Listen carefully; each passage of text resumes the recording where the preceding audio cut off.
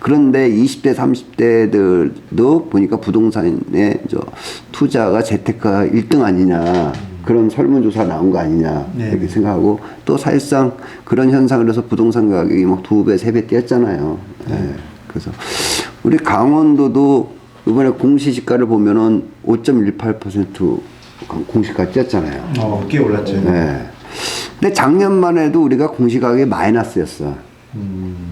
네, 뭐. 공시가격이 내려갔었는데 플러스가 된 거잖아요. 그렇죠, 네. 그만큼 또 뛴 거야. 그래서 좀 그게 한동안은 좀 계속 가지 않느냐. 근데 더 염려된 건 좀 전에 말씀드린 것처럼 원자재 값이 올라가다 보니까 건축 자재비도 올라갈 것이고 또 인건비도 좀 올라갈 거고 그렇잖아요. 네. 그러다 보면 또 안전자산의 부동산 가격이 또 뛰지 않을까. 네. 그런 염려가 좀 되긴 합니다. 티 안 나게 양양 계속 오르네요. 네. 네. 그럼 저희는 그냥 이번 재테크 수단으로 남녀가 부동산을 택했는데 어떻게 부동산 투자를 좋아하십니까? 제가 지난번에 한번 말씀드린 게 있는데 어떻게 하다 보니까 20대 여성분과 대화를 좀 한 10분 정도 나눌 수 있는데 그분이 공무원입니다. 공무원이 물어봤는데 부동산에 대해서 상당히 관심이 많더라고요. 주식, 부동산. 그러니까 20, 30대가 주식, 부동산에 대해서 관심이 많다는 거는 미디어를 통해서 접해봤는데 실질적으로 주위에 그런 분들이 있는지는 제가 직접 제 눈으로 보고 느끼고 말하니까 그분들 같은 경우에는 20, 30대가 부동산에 이제 목숨 건 사람들도 있답니다. 빚내서 영끌이란 말을 쓰지 말라고 했는데 말 그대로 그런 식입니다 지금. 지금 세계적인 코로나 때문에 세계적인 추세로 인해 가지고 부동산이 우리나라뿐만 아니라 전 세계가 조금씩 다 올랐는데 그중에 이제 우리나라 같은 경우에는 안전 자산이 부동산으로 생각해서 부동산에 많이 몰리는 그런 현상 때문에 20, 30대도 아무래도 이제 보고 배우니까 안전 자산을 선호하는 것 같습니다. 그게 안타까운 현실이죠. 사실은 열심히 일을 해서 자기 개발도 하고 해야 되는데 부동산에만 이렇게 몰빵을 해버리니까. 네, 그게 그렇습니다. 저 역시 부동산을 연구하는 사람이지만 20대, 30대들이 자기 개발하고 자기의 그 주특기를 가지고 각자 분야에서 열심히 일을 하는 게 하나의 원칙인데 그 친구들이 부동산에 관심을 갖는 그 자체가 좀 안 좋아요, 사실은. 안타깝고. 네. 물론 공부를 하긴 해야 되는데 그렇죠. 20대, 30대는 공부를 해야지 재테크를 할 때는 아니거든, 사실상. 20대, 30대 공부를 해서 재테크를 한다 그러면은 40대, 50대 내가 삶의 그 터전을 만들기 위해서 그때 가서 재테크를 하는 거는 괜찮다. 응? 근데 공부를 한과 동시에 막 재테크에 몰빵한다. 그건 아니거든요. 왜냐면 20대, 30대 때는 부동산을 공부하고 재테크 주식도 공부하고 금리도 공부하고 환율도 공부하고 부동산도 재테크 공부하는 거는 시간 날 때 충분히 20대, 30대 하는 거야. 그러다 그거를 활용을 해서 40대, 50대 때 이제 자기 터전을 닦는 게 맞아요.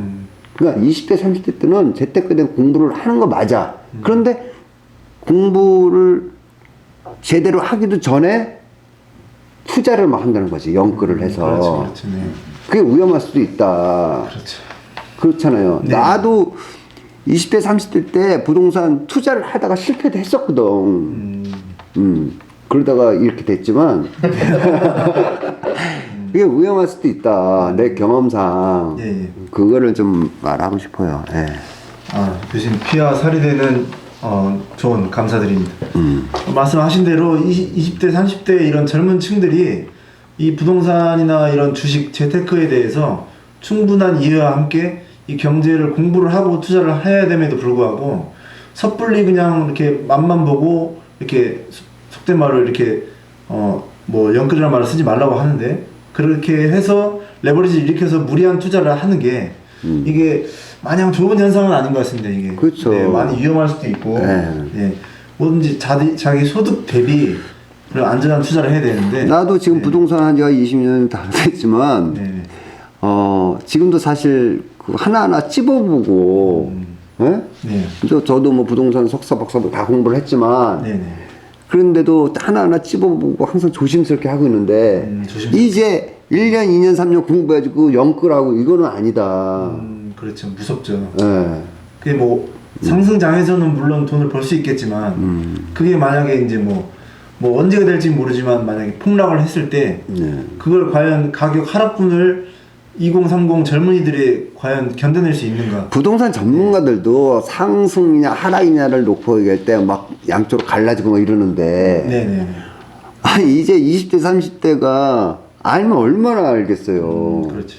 그죠? 네네. 그게 불안한 거야. 전문가들도 힘들어하는 그런 부동산 전망을 그렇죠. 20대, 30대들이 하는 건 쉽지 않다. 네. 예, 그거예요. 그래서 재테크도 충분한 공부와 연구를 해서 이제 좀 어떻게 보면 조심스럽게 본인이 감당할 수 있는 한에서 레버리지를 일으켜서 투자를 해야겠습니다. 건강한 투자를 해야겠습니다. 네. 네. 그럼 다음 이제 또 조사 결과 네.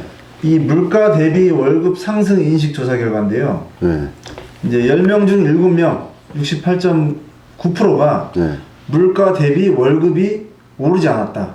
네. 이제 물가는 이만큼 여태까지 이제 말한 내용과 좀 비슷한 내용일 수 있는데 네. 물가는 이만큼 올랐는데 월급은 이만큼 올랐다. 그러니까 이제 이 월급 갖다가 어떻게 생활을 할 것이며 어떻게 투자를 해서 어떻게 내 집 마련을 할 것인가 이런 막막한 현실이 지금 나오고 있는데요. 네. 이 현상에 대해서는 어떻게 생각하십니까, 교수님? 최영훈이 먼저 얘기해. 형님 먼저 말씀해 주시죠. 예. 물가 대비 월급 상승. 물가는 자꾸 오르는데 다 오르는데 안 오르는 건 딱 한 가지 있잖아요. 월급만 안 오른다고. 그게 현실입니다. 그리고 뭐 물가는 점점 올라가고 하는 이제 아까도 말씀드렸듯이 팥값도 올라가고 다 올라가는데 엔겔지수라 하는 게 있지 않습니까? 사람들이 이제 먹고 쓰고 하는데 이 식료품 가격이 오르다 보니까 사람들이 지출하는 것도 식료품에 예전에 뭐 10,000원이면 뭐 한 두 식구가 5,000원짜리 밥을 하나씩 먹을 수 있는데 지금 10,000원짜리로 밥 먹기가 거의 힘들 정도로 소비자 물가부터 시작이 다 오르니까 그런 물가를 좀 잡아줬으면 하는 바람도 있고 이렇게 뭐 월급 그 고정된 월급으로 사람들이 월세 사는 사람들은 또 월세 내고 뭐 쓰고 저축하고 이게 되게 힘들어졌습니다 현실적으로. 그래서 사람들이 이제 그런 것 때문에도 재테크를 해야 되는데 예전에 말씀하셨던 것이 이제 재테크가 선택이 아닌 필수가 돼야 되는데 40, 50대 분들은 예전에 40, 50대 분들은 재테크를 하기 위해서 막 여기저기 알아봅니다. 부동산 뭐 관련된 학원도 찾아보고 이러는데 어떻게 접근해야 되고 또 어디서 어떻게 배워야 될지 몰라서 많이 망설인 분들도 있는데 요즘 뭐 미디어나 SNS 이런 것 때문에 접하기가 쉽잖아요. 접하기 쉬운데 이런 모든 것들이 이제 물가가 오르니까 사람들이 공부를 해서 뭐라도 해야 되겠다는 그런 생각을 하고 있는데 현실입니다. 그 물가 대비 봉급은 안 오르는 거에 대해서 우리가 이제 근본적으로 한번 얘기를 해보고 생각을 한번 해보자면 네네. 문재인 정부가 딱 됐을 때 이제 최저임금을 10,000원으로 끌어올리겠다 그렇게 했었잖아요. 네네. 근데 그렇게 안 됐잖아. 네네. 근데 사실 그 정부의 뜻은 뭐였냐면 아니 기업에선 돈을 무지하게 많이 벌고 기업은 팽창하고 저축하고 그 이윤을 갖다가 기업 확장하는 데만 쓰고 있지 직원한테는 그 노동자한테는 네네. 돈을 월급을 안 올려주고 있단 말이야. 그렇죠. 네네. 그러다 보니까 최저 시급을 만으로 끌어올려야 된다. 이제 그런 그 취지였거든 사실은요. 네네. 그래서 그렇게 하려고 하는데 기업에서 돈을 안 주는 거지. 네? 그리고 또 우리나라가 그 자영업자가 다른 나라에 비해서 엄청 많거든요. 네네. 네. 그래서 그 자영업자가 그 시간제를 10,000원을 주려고 하다 보면 소득이 그 이득이 좀 작은 거야. 그래서 그때 얘기 나왔던 것이 여러 가지 이제 그 토론이 있었고 다른 얘기 있었는데 그럼 업종별로 그 시간제를 좀 그 최저임금을 정하자 뭐 이런 얘기도 있었단 말이에요. 아. 그러니까 뭐 식당 같은 데는 진짜 돈을 많이 못 버니까 10,000원이라는 걸 채워주기 힘들고, 그렇죠. 네. 대기업 같은 데는 10,000원 이상 줘도 되고, 그쵸. 그래서 그런 것들이 있어서 했었는데, 그게 이제 하나의 이제 부작용에서 그 과정 속에서, 그러니까 그거는 옛날에 이제 소득주도 성장을 원인으로 해서 소비자가 소비를 함으로써 그 기업체가 발전하고, 기업체가 발전하면서 그 돈을 벌어서 또 그 직원한테 돈을 주고, 네네. 이제 그게 이제 선순환도의 그 소득주도 성장이었는데, 시기적으로 네네. 이게 맞지 않았다. 거기다 또 코로나까지 왔다. 이런 거예요. 우리나라의 그 정책이 그 문재인 정부 딱 되고 나서 소주성을 이제 시작을 했단 말이에요. 네네. 그런 취지는 다 좋아. 그 다음에 작년에 나왔던 70 대책의 임대차 3법의 2+2도 다 좋단 말이야. 네. 이런 상 좋고 다 좋은데, 이 임대차 2+2도 공급이 된 상황에서, 많은 상황에서 했었으면 괜찮았다. 그리고 자영업자들이나 어떤 대기업에서 어떤 그 성장 과정 속에서 어느 정도 성장이 돼서 자영업자가 어렵지 않은 상황에서 그 최저임금을, 이제 그 10,000원 인상을 올리는 거를 했었으면 괜찮았다. 네네. 그러니까 뜻은 두 개 다 뜻은 좋았는데 시기적으로 그거를 맞추지 못했다. 아. 그런 거예요. 네네.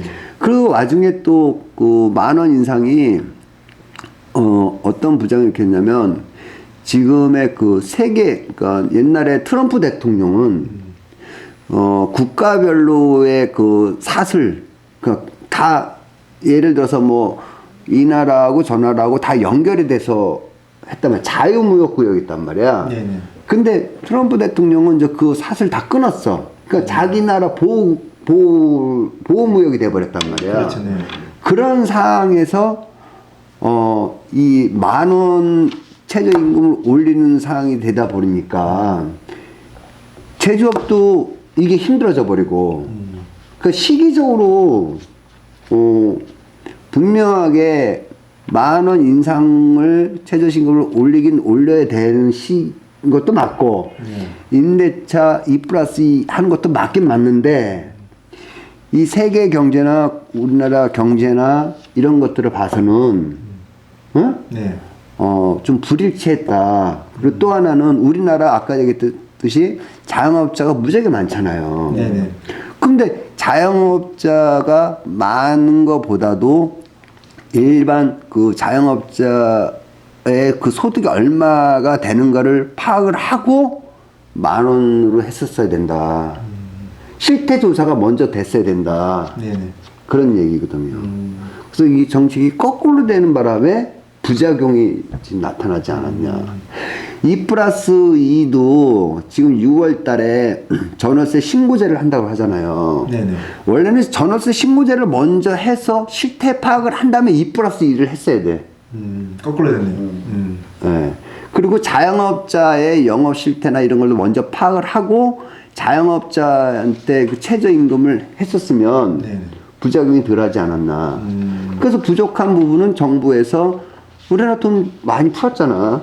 그때에 이제 그 좀 지원을 한다든지 이런 식으로 정책의 순서가 좀 바뀌면서 시기적으로 맞지 않았나. 저는 저 나름대로 저는 부동산을 하면서 경제 정책 매크로 뭐 이런 것들을 전부 다 봐야지만 부동산을 볼 수 있어요, 사실은. 네네. 그래서 부동산이 어려운 점이 뭐냐면 법도 봐야 되고 경제도 봐야 돼요.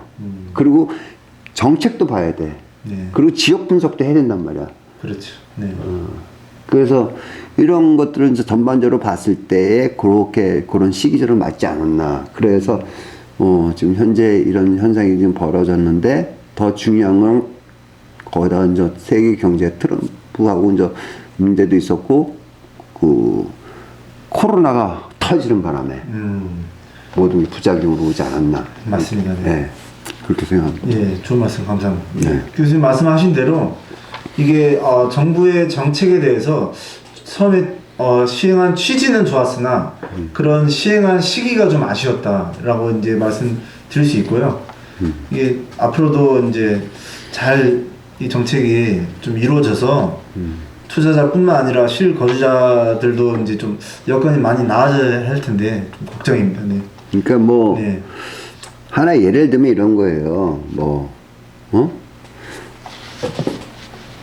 밥을 아침밥은 아침에 먹고 점심은 점심에 먹어야 되고 네네네. 우리가 주로 저녁에 고기 같은 걸 많이 먹잖아. 네네. 예? 네. 아침부터 고기 먹는 사람 드물잖아. 먹는 사람이 있긴 해도. 예? 좀 부대끼죠. 그리고 이제 저녁에 술 많이 먹었잖아. 네네. 그럼 아침에 일어났잖아. 네. 그럼 해장국 먹잖아. 그렇죠. 속을 풀어야죠. 그럼 풀어야 되나? 네. 근데 아침에 비빔밥을 해주는 거야. 이게 좀 맞지 않았나. 이렇게. 그래서 좀 속이 체할 수 있다. 답답하고. 네. 그런 얘기예요. 네, 예. 맞습니다. 시기적으로 좀 맞춰서 해야 된다. 이렇게. 네. 그래서 이제 또 요즘에 이제 들리는 내용으로 이제 뭐 3포 세대, M포 세대라는 말이 있어요. 혹시 최일은 랑크님 이 내용을 아십니까? 3포 세대, M포 세대를 아세요? M4 세대는 잘 모르겠습니다. 네. M포 세대. 교수님 어떠십니까? 나는 그 세대가 아니라서. 아, 예. 그래서 요즘 뭐, 그러니까 2010년대 초반부터 이제 3포 세대라고 해서 이제 연애, 출산, 결혼을 포기했다라고 해서 이런 세대들이 이제 나타나기 시작했는데 요즘에는 N포 세대라고 합니다. 이제 N포 세대가 연애, 출산, 결혼뿐만 아니라 요즘 젊은이들이 내 집 마련도 포기하고 취직도 포기한다. 이래서 이제 N포 세대. 근데 뭐 포기한 거를 이루 셀 수 없이 다 포기한다. 뭐 이런 모든 걸 포기했다라고 볼 수 있는데 이제 젊은이들이 이제 이런 많은 걸 이제 포기하고 개개인이 살기도 바쁘다 보니까 이런 뭐 나라에서 나오는 지원금으로 이제 뭐 먹고 살고 더더구나 이제 코로나가 겹쳤잖아요. 코로나가 겹치니까 이제 뭐 아싸 잘 됐다. 나라에서 지원금 받는 걸로 집에서 뭐 배달을 시켜 먹고 이제 뭐 집에서 재택근무 한답시고 이제 뭐 집에서 이제 김용건도 30대 아니에요? 네. 뭐 그 M4 세대예요? M4 세대 아니에요? 예, 저는 30대인데 열심히 부동산을 공부하고 이제 투자하고 있습니다. 네. 포기한 건 없지? 네, 포기한 건 없습니다. 네. 다 갖고 싶습니다. 네. 그럼 지금 30대, 40대잖아. 예. 40대 초반인가? 끝자락. 그럼 40대도 포기한 게 있나? 그래서 뭐 열심히 사는 사람들이 뭐 포기를 하겠습니까? 저희 세대만 해도 뭐 이런 말씀 드리겠지만 이제 애들도 있고 이러니까 한 푼이라도 벌어서 학원 보내고 뭘 해야 되는데 뭐 결혼 안 하신 분들 젊은 분들이 뭐 혼자 사니까 뭐 포기를 쉽게 하실 수 있는데 가정을 갖고 자식이 있으면 그 포기란 말이 쉽게 나오겠습니까? 뭐라도 해야 되는 그런 상황. 그러니까 30대 좀 아까 얘기했던 M4 세대 다 포기한 세대 있잖아. 예. 근데 포기한 거 없잖아. 없죠. 예. 열심히 하려고 하잖아. 그렇죠. 네. 40대 뭐 가정이나 이런 것 때문에 포기한 거 없이 그냥 잘하고 있잖아. 나도 50대지만 나도 잘하고 있단 말이야. 그러면 30대, 40대, 50대들이 지금 포기한 사람들이 굉장히 많아. 40대도 포기한 사람 많고 50대도 포기한 사람도 많아. 네. 그래서 내 말은 뭐냐면 우리들이 네. 30대의 입장에서 40대 입장에서 50대 입장에서 우리 나름대로 열심히 네. 쿠퍼나우스를 통해서 예. 경제 이익을 통해서 여러분한테 하나라도 전달해 줘서 한 분이라도 우리가 좀 구제를 해서 잘 사는 네. 뜻에서 좋습니다. 우리가 이 유튜브를 지속적으로 해서 좀 전달해야 되지 않나. 네, 이쪽이 알겠습니다. 하나의 이제 사명감을 가지고 네, 알겠습니다. 우리가 네. 이걸 해야 되지 않나. 네, 그럼 뜻에서 네. 박수 한번. 네. 여러분 많은 지원 부탁드립니다. 여러분들이 지원해 주신 만큼 저희들도 힘을 받아가지고 여러분한테 하나라도 전달해드려서 여러분한테 도움이 될 수 있도록 하겠습니다. 예. 네. 그래서 제가 이제 이 주제나 이제 토론을 하면서 제가 느낀 거는 이제 뭐 30대로서 이제 말씀을 드리면 요즘 들어서 이제 계속 이제 공부하고 투자하고 이렇게 뭐 활동을 하다 보면 이 사회 활동을 하다 보니까 이제 새삼 이제 부모님 이런 기성 세대들이 이렇게 되게 위대하더라고요. 되게 존경스럽고 그렇죠. 이 자녀를 키우면서 또 뭐 자녀 뒷바라지하고 부모님도 챙겨야지.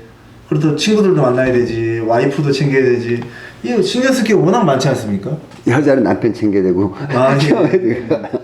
근데 이 요즘 또 2030들은 이제 어떻게 보면 본인들 살기 바쁘잖아요. 부모님들을 이렇게 뭐 챙기는 분들이 있겠지만 본인들이나 뭐 친구보다도 가장 중요한 게 요즘 젊은이들은 이제 자기 자신이다 보니까 이제 뭐 그래서 이제 뭐 M4 세대 말이 나오는 건데 그게 안타까운 거죠. 이게 뭐 정답은 없지만 뭐 나라나 이제 뭐 세계 경제나 이런 흐름이 그렇게 좀 갈수록 힘들어지는 상황이다 보니까 뭐 뭐든지 그럼에도 불구하고 이제 모든 어려운 여건임에도 불구하고 이거를 극복을 해서 이제 열심히 공부해서 벌어서 이제 떳떳하게 본인이 이제 생각하는 어떤 목표를 열심히 공부해서 이루면 되지 않을까. 그래요. 예, 그렇게 생각합니다. 네, 세상이 그렇다고 포기하면 안 되잖아. 그렇죠. 네. 네, 그래서 그만큼 좀 노력을 해야 되는 그런 입장이 있는데 또 중요한 거는 노력을 해도 안 된다고 하니까 안타까운 거거든요. 그렇죠. 네. 네, 그래서 좀 그런 거를 좀 기성세대들이 이제 나를 비롯해서 기성세대들이 좀 그런 것들을 좀 많이 그 주변에 있는 20대, 30대, 40대라도 좀 이끌고 나가야 되지 않나 또 저 나름대로 이렇게 생각을 합니다. 네. 아 이게 제가 방금 깨달았어요. 저희가 딱 연령대별로 분포가 딱 돼 있네요. 그렇습니다. 네. 뭐, 좀 하실 말씀 있습니까? 뭐 끝으로 마지막으로 하는 예, 그렇지. 예, 제가 드리고 싶은 말씀은 껄껄껄 젊었을 때 공부할 걸, 어제 할 걸, 뭘 할 걸 그러지 마시고 지금 또 늦지 않았으니까 지금부터 시작하시는 게 제일 좋을 것 같습니다. 나중에 그때 할 걸 그렇게 후회하지 마시고 지금부터 시작하십시오. 자, 네, 좋은 말씀 감사합니다. 예, 오늘 성자 토론은 여기까지고요. 네, 뭐 결국은 결론은 이런 어려운 여건 속에서도 저희가 이제 나이와 관계없이 각 위치에서 열심히 노력해서 포기하지 말고 목표를 향해서 열심히 나아가는 방향으로 이렇게 좀 주제를 마무리 짓겠습니다. 예, 다음에는 좀 더 좋은 토론, 좋은 소식 전해서 찾아뵙도록 하겠습니다. 감사합니다. 하나, 둘, 셋. 고생했습니다. 고맙습니다. 야,